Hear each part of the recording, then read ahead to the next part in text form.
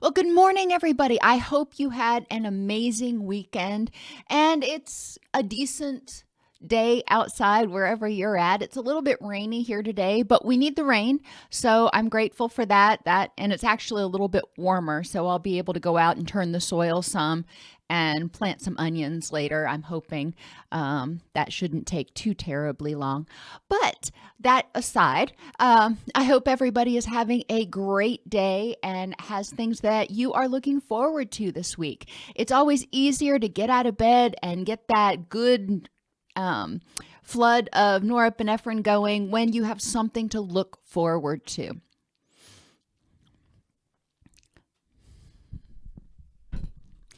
While you're waiting, please remember to click the subscribe and the bell next to it to be notified when we go live each weekday morning, and then when we add other long form videos throughout the week.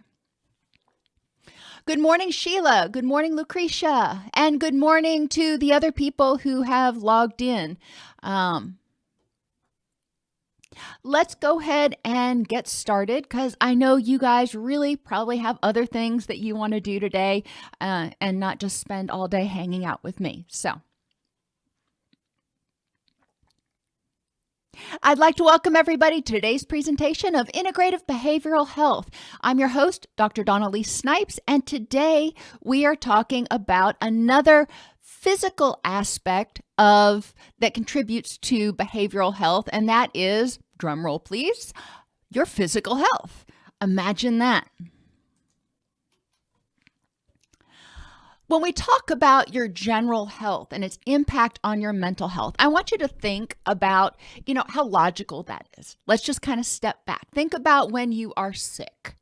Research has found that people who have chronic sinusitis, whether it's from allergies or something else, tend to have worse sleep apnea. They tend to sleep worse. They tend to have more problems with cognition because they're not getting that good quality restorative sleep. And they tend to get sick more easily because their sinusitis, even if it is allergy induced, prevents them from getting that restorative sleep. So it's important to recognize the importance of health maintenance. Think about when you have a cold or, heaven forbid, the flu or something else, and you just feel really crappy. How does that affect your mental health? Are you all roses and sunshine? I know I'm not. I am a great big old grumpy Gus when I am particularly sick. I just want to sit down in my bed under my weighted blanket and watch cartoons all day. But that's just me. It is important to recognize that when we are healthy, we tend to have more energy. When we are unhealthy, guess what? That good old HPA axis may be activated. So we do want to consider that in terms of mental health. And congratulations to you, Lucretia, for your grandbaby. We had both of our babies were premature. My son was far more premature than my daughter. And that is another area, as long as we're talking about physical health, when people give birth, there is a strain on the body. And, obviously it's one that we consider a blessing and we sign up for. But that does create a lot of hormone changes that can contribute to changes in mental health. Not that it's, a big deal, but there can be periods of postpartum depression for both the birth parent as well as other people living in the household. And they found that this is because, and I know I'm off on a total tangent right now, but they found that this is because the people who are in the household, number one, they're being awakened when the baby cries to be fed throughout the night. And number two, any of those adults that are in the household that are responsible for the care of the child, they actually do have underlying hormone changes that can contribute, regardless of biological gender, can contribute to the development of postpartum depression type symptoms. Just something to be aware of, not that, postpartum depression is anything, that we don't know about, but it is important to make sure that we consider and don't minimize the impact of such a significant change. Even though you're bringing, this beautiful new life into the world, it can have some significant impacts on your body, which can impact your mental health, at least in the short term. So what can you do to buffer against that when you're sick, when you're undergoing hormone changes, when you're, experiencing things? It's important to figure out, all right, my body is needing to make adjustments right now. It needs a lot of energy right now. So what can I do to make it as easy as possible and free up as much energy as possible for my body to rest and repair, as opposed to using all that energy to stew on anger or other things? So that's just kind of one of those. But back to the presentation. We do want to focus for illness prevention. We want to try to eliminate allergens as much as possible. Try to have a HEPA filter. And I hate dusting, but dusting is important. Remembering to dust lampshades, to dust blinds, to dust ceiling fans when you're dusting, and dust under the bed. I know. It's one of those areas I like to try to forget, but one of our cats actually spends a lot of time under my bed. So, it does get a little bit dusty down there. That can help with allergies. Trying to pay attention to those things can be really helpful. You can, if you're particularly susceptible to viruses, if you've got upper respiratory conditions that make you more susceptible to developing pneumonia or bronchitis, you can get whole house UV sterilizers that you put in your blower or something. We had one in one of our houses. That actually all the air is circulated past that, just like in a hospital, and the UV light can sterilize the air that's going past it. So for people who do have a high risk of illness, especially upper respiratory illnesses, that can be an option. Now, I say that, but then I also say we want to practice hygiene. We want to wash our hands. We want to bathe. We want to do all that happy stuff, but we don't want to get excessive with it. And research has found that, and you can go on to PubMed, you just, do an online search for PubMed and some of these things.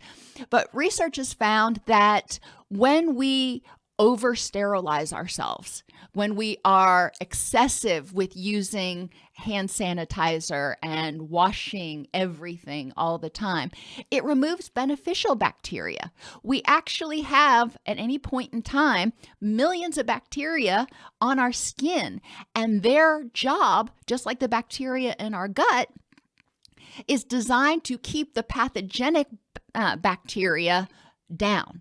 They are our army. They are our first line of defense. Obviously, our skin is our second line of defense.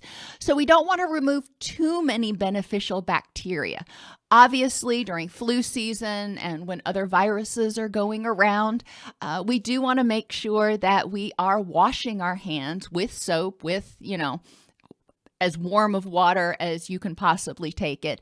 But they've also found that, especially with regard to hand sanitizers, that many bacteria are becoming resistant, especially the ones that are likely to upset your GI tract, have become resistant to hand sanitizer that has only 60% alcohol. So by overusing those, we are developing bacteria that are resistant to the hand sanitizer, resistant to some of the antibiotics, and we're also killing off the good bacteria that would have eradicated them anyway. I am not advocating, before somebody gets upset, I am not advocating to not wash your hands or to do things that are dangerous. Obviously, especially right now, social distancing, washing your hands, be prudent. But don't live in a bubble. And that's what it really comes down to. My children went and visited their granny and pop I guess it's been about a month now. And just like every other time when they've done it, they come back and they've been exposed to germs down there that we don't have up here in Tennessee. It's not that they are, that much more pathological. It's just different. It's a different climate. It's a different microclimate. So when they come back, they almost inevitably will get sick. Maybe not super sick, but they may get a little bit of a sniffle or a sore throat or something. And it generally runs through the house because they bring those germs from Florida up here to Tennessee. And it goes the other way. When we go down there, we are bringing germs, variants of germs that we have here and that we're used to, that we have an immunity to, down to Granny and Pop, and they have probably not been exposed to that exact variation of that bacteria or that virus. When we are exposed to things, and we've learned a lot about this during the recent months, when we are exposed to viruses, to bacteria in small amounts, where our body can actually handle it and conquer it, it starts learning how to recognize it. So when it's exposed to that pathogen in the future, it goes, oh, I know what this is. This is no bueno. I need to jump on this and, eradicate it. So our body, just like we as humans, have to learn as we go through life, as we experience new things. We have to learn whether they are good or bad, happy or sad. Our immune system also has to learn. So, not becoming overly afraid of bacteria is really important. Remember, in your gut, you have things like E. coli, streptococcus, and candida. And, normally we hear streptococcus and staphylococcus and E. coli, and we're like, oh my gosh, that's a bad thing. Well, in excess, oh yeah, it's a bad thing. But all of those are needed in your gut in order to make the neurotransmitters that you need to regulate your mood. So in certain amounts, we do need them. Pay attention to when you take antibiotics by the same token. A lot of antibiotics are what they call broad spectrum, and they go in and they just wipe everything out, which means they're wiping out the good bacteria that are supposed to be fighting the bad bacteria. They're also wiping out the things like the staph and the strep and the E. coli that in small amounts can be beneficial in your gut, which is why, especially if you take a powerful antibiotic, you may have gastric upset for a while afterwards because you've completely upended your gut microbiome. So enough on bacteria and hygiene and immunity. Immunity is really important. Prevention of illness is a whole lot better than intervention. Keeping your immune system high. Remember, when you are under stress, initially, if it's just an acute stressor, something that's happening, right now, and you're not typically under chronic stress, then cortisol is released, which is a steroid.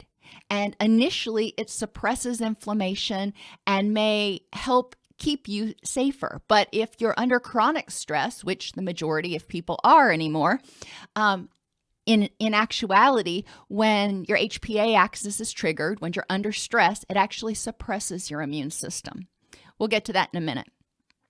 You do want to pay attention to your nutrition, not only your hygiene, but and what you don't get into your system, but your nutrition, and making sure that you are giving your body the building blocks it needs. And we already did a presentation on this, but it's worth saying again.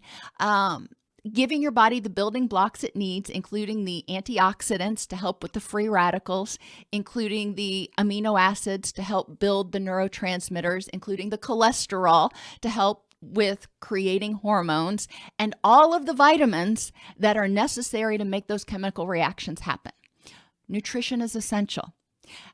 Good nutrition will support good gut health. It will feed the bacteria in your gut. Along with that are what they call pre and probiotics.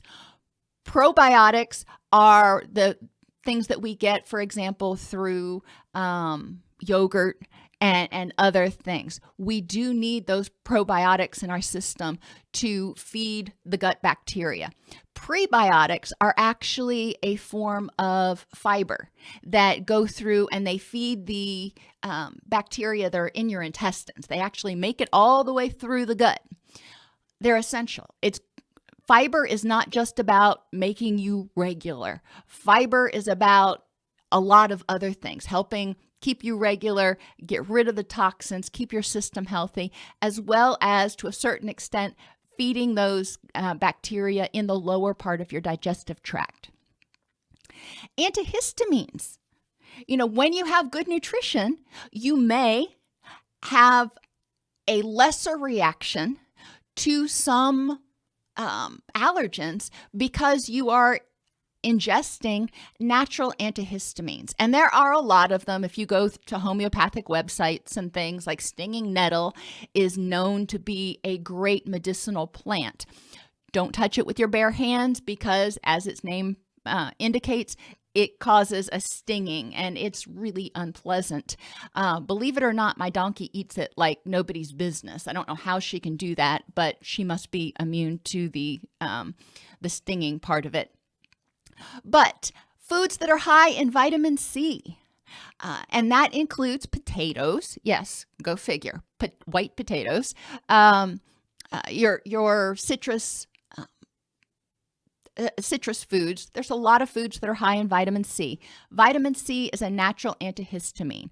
Vitamin C is known by a lot of people to help protect your body from illness. I think Linus Pauling, I believe was his name, who discovered or did a lot of research about the impact of vitamin C in bolstering the immune system. Quercetin is an antioxidant that is available in really richly colored foods, and that is also known to have some antihistamine properties, as well as bromelain. And bromelain is really high in pineapple, but interestingly enough, it also helps your body digest certain fibers, I guess. When I raised Angora rabbits, Angora rabbits have really long fur that when they molt, just like combing a dog, you comb their fur out and then you can spin it into yarn. And when they clean themselves, just like a cat gets fur balls, when rabbits clean themselves, they can ingest some of that and it can cause blockages. But if you give them regular bromelain, it helps them keep those blockages down, which I thought was interesting. So I think bromelain has a lot of benefits aside from just its antihistamine properties. As always, I am not recommending taking any over-the-counter supplements without checking first with your physician. Have to put that in there. Things that are natural antibiotics, which can be helpful. Think about when you get sick. People say drink tea with honey and lemon and chicken soup. Well, chicken soup or vegetable soup often has a lot of garlic in it and salt, which they found some indication that salt can help with helping you get better. Garlic has been found to be a natural antibiotic, as well as honey. Honey is one of the oldest known antibiotics. The ancient peoples used to use honey even as a salve on wounds for its antibiotic properties. Not recommending that. Again, that is something between you and your doctor, just pointing out folklore. Sleep is essential. There's article after article after article in PubMed, which is where you find your peer-reviewed articles, about the impact of sleep deprivation on the development of stress-related disorders and dysregulation of our body factory. not going to go deeply into that because, again, we already did a video on sleep. But it is important. When you are not getting sufficient sleep, you are impairing your immune system. An impaired immune system makes you more likely to get sick. Same thing with stress. 43% of all adults have adverse effects of stress, and 90% of doctor visits are for stress-related illnesses. This came straight from WebMD. You can go to WebMD and find these statistics. But it's important to recognize the impact of mental health on our general health, the impact of how we deal with stress on our general health. So it's important to figure out purposeful action. It's important to figure out how to improve the next moment to reduce our overall exposure to chronic stress. It's important to recognize the stressors in our environment, like toxic noise, whatever that is for you, like anything in the environment that is stressful, we do want to take a look at. We want to figure out how we can best deal with life on life's terms in order to be able to most reasonably cope and recognize our rich and meaningful life. We also need to manage chronic conditions. Autoimmune issues cause inflammation. Stress causes inflammation, which worsens autoimmune issues. Inflammation is systemic inflammation as caused by stress and or autoimmune issues is strongly associated with increases in major depressive disorder and generalized anxiety. So it is important to manage our mental health or manage our physical health to avoid causing things that could worsen our mental health. And it's important to focus on our mental health to avoid worsening our physical health. They just kind of go hand in hand. Now, diabetes, they've found in recent years that there is an autoimmune component to it. But we also recognize that when people's HPA axis, their threat response system, is activated, it causes the body to dump a ton of glucose into the system to prepare for fight or flee, which makes regulating blood sugar even harder and can contribute to insulin resistance. The final thing we're going to talk about, and this is not an exhaustive list by any stretch of the imagination, are medication side effects. My point here is not to go extensively into the things that are, into the medications that may have mood side effects, but to help you realize that some of the more common medications out there may be contributing to alterations in your mood when you're taking them. Does it mean you need to stop taking them? Oh gosh, no. It means you need to talk to your doctor.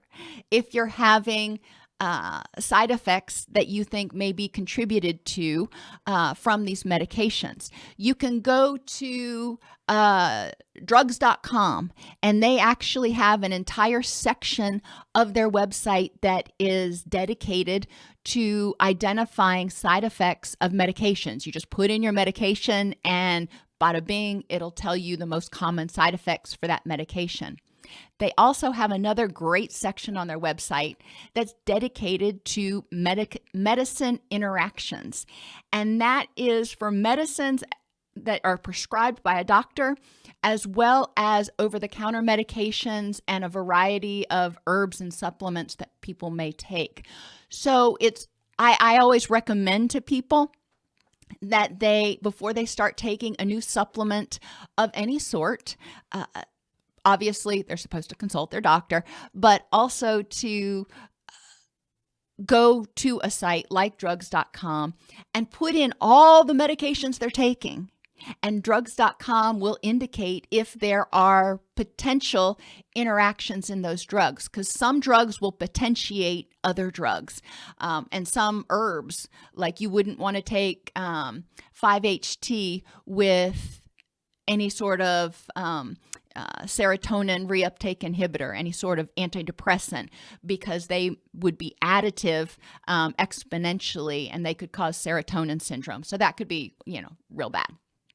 Anyhow, so common medications that may contribute, for example, to depressive symptoms include beta blockers, which are often prescribed for hypertension, steroids, which are often prescribed in short course for inflammation, for inflammatory conditions. I know when my daughter used to get bronchitis, the doctor occasionally would have to prescribe prescribe steroids for her so she could breathe.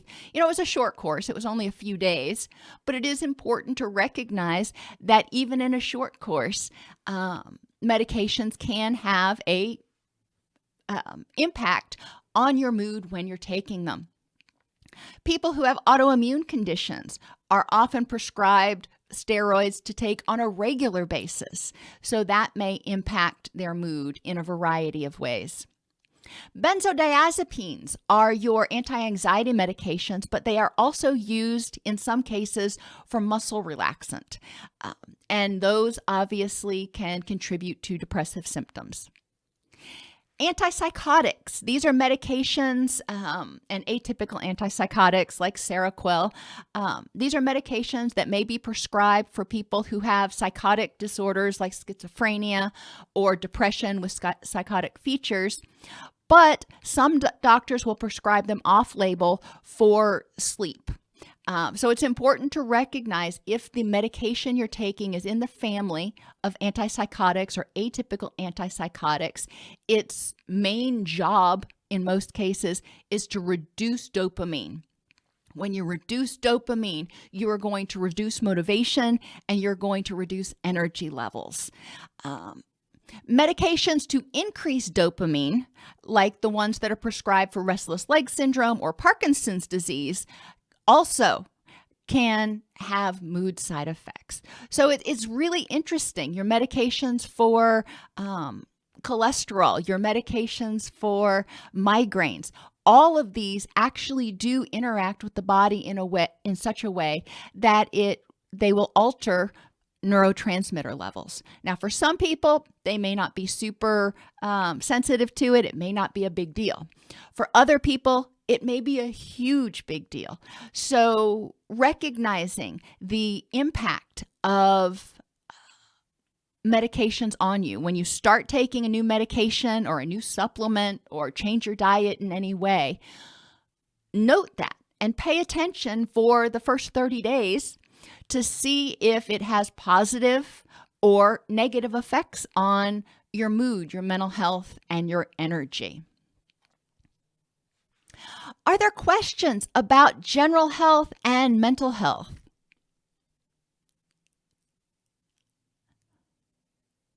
Remember, when we experience mood issues or even, mental health, mental illness in general, it is reflective of the fact that our neurotransmitters are out of balance. But we need to not stop there and say, okay, our neurotransmitters are out of balance. Let's just start throwing something at it. We need to ask why. Why are our neurotransmitters out of balance? Do we have, age-related hormone imbalances? Do we have chronic stress? What is the underlying cause of this? And that will really help us figure out ways to better enhance our recovery.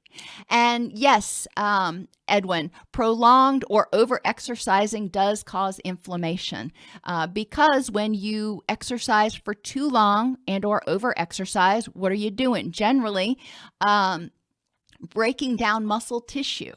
And even if you don't exercise for too long, when I go to the gym and I lift, I'm sore the next day. Why am I sore the next day? Because I've created micro tears in my muscles in order to make them rebuild and grow stronger. But during the period when I'm sore, I have got some inflammation going on. All inflammation is not necessarily harmful, but it is important to recognize that pain generally indicates there's inflammation.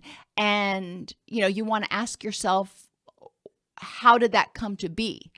Low intensity exercise, walking, swimming, bike riding gently can reduce cortisol, can reduce inflammation by increasing circulation and oxygenation and all those things.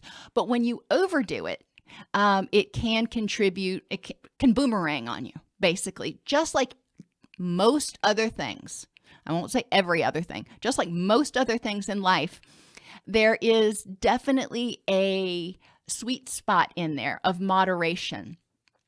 Too little can cause problems. Too much can cause problems. What is the sweet spot for one person is going to be different than for another. And I shared that when we talked about exercise the other day. My mother was never really into exercising, and any amount of exercise was more than she had been doing compared to me. And I was an athlete in high school. So, and, I continued to exercise pretty religiously the rest of my life. So an hour in the gym was nothing to me.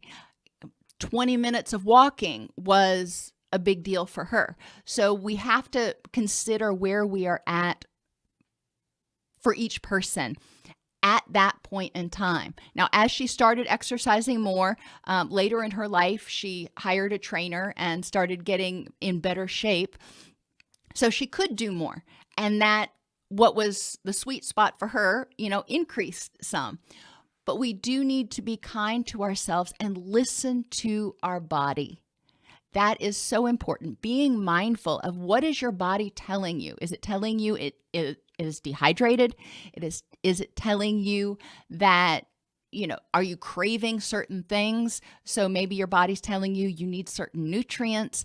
Are you feeling really sluggish? That may indicate you're not getting quality sleep. What is your body telling you? And how can you best respond to keep it functioning? Remember, or think of your body as a factory.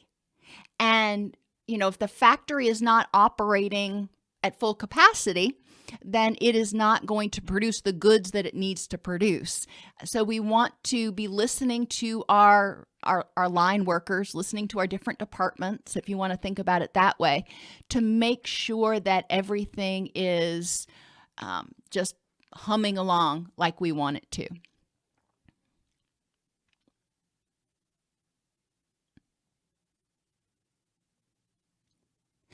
Alrighty, everybody, have an amazing day, and I will see you tomorrow.